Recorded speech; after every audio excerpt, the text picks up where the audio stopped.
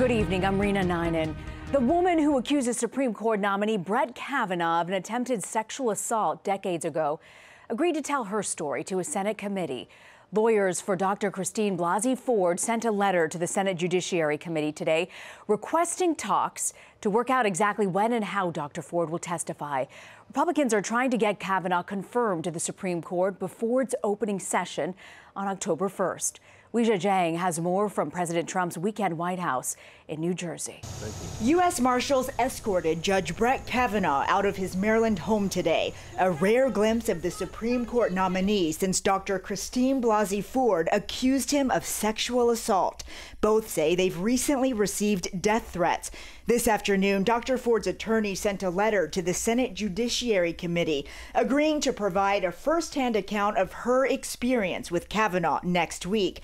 It is unclear what form any potential testimony would take. Those terms are still under negotiation.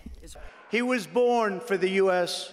Supreme Court. Even without a hearing, President Trump has already indicated who he believes. We have to fight for him, not worry about the other side. And by the way, women are for that more than anybody would understand. The president unloaded his frustration toward Ford on Twitter Friday, writing, "If the allegation was as bad as she says, either her or her loving parents would have filed charges immediately." Mr. Trump also criticized Democrats for their handling of the claims, accusing them of trying to obstruct and resist and delay Kavanaugh's confirmation.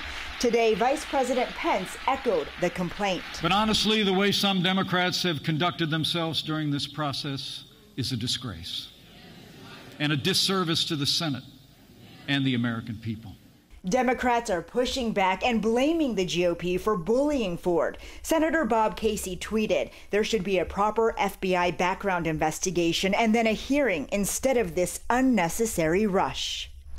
A White House official tells CBS News they do not view Dr. Ford's letter as an agreement to testify, but rather another attempt to drag out the process, adding Judge Kavanaugh is, quote, chomping at the bit to testify. Rena?